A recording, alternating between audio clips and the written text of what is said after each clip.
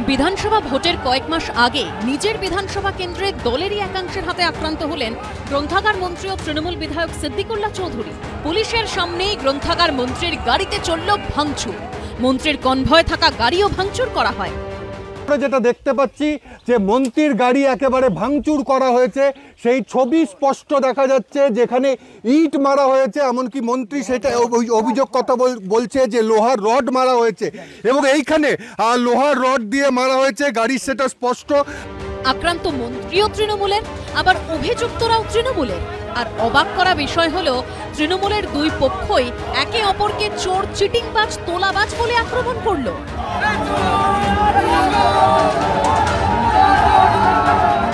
আমাদের এখানে যে তোলাবাজ, ধান্দাবাজ, চিটিংবাজ মন্ত্রী আছে, শুধুমাত্র তোলা ছাড়া কিছু বোঝে না। আজকে পরিযায়ী শ্রমিকের মতো তিনি এসছেন, কিছু তোলাবাজকে নিয়ে, কিছু গুন্ডাকে নিয়ে। রাজ্যের মন্ত্রী আপনার বিধানসভাতে কে গাড়ি ভাঙলো এখন স্পষ্টভাবে?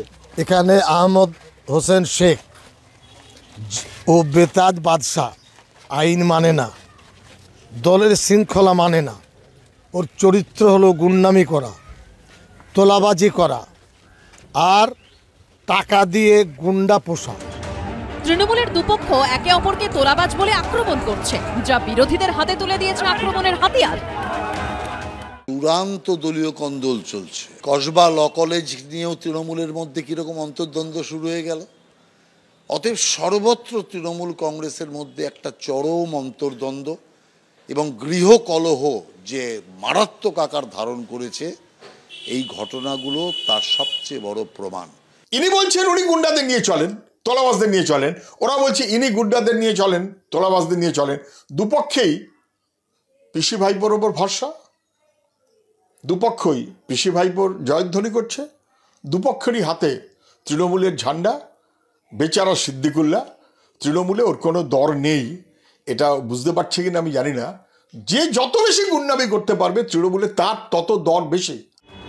21শে জুলাইয়ের প্রস্তুতি দেখতে বৃহস্পতিবার মেমারি থেকে কুসুমগ্রাম যাচ্ছিলেন গ্রন্থাগার মন্ত্রী সিদ্দিকুল্লাহ চৌধুরী। রাস্তায় দফায় দফায় বিক্ষোভের মুখে পড়েন তিনি। মালডাঙ্গায় কালো পতাকা দেখানো হয় মন্ত্রীকে, ওঠে চোর স্লোগান। মন্তেশ্বরে ঝাঁটা হাতে বিক্ষোভ দেখান মহিলারা।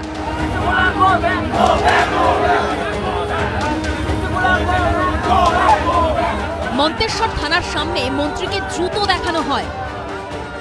আমার ইজ্জত নিয়ে বারবার খেলা হলে দল ছেড়ে দেবো আমি, আমার ভবিষ্যৎ আমি বুঝে নেবো কি হবে না হবে। সব মিলিয়ে চরম অস্বস্তিতে তৃণমূল। রানা দাসের রিপোর্ট, এবিপি আনন্দ, পূর্ব বর্ধমান।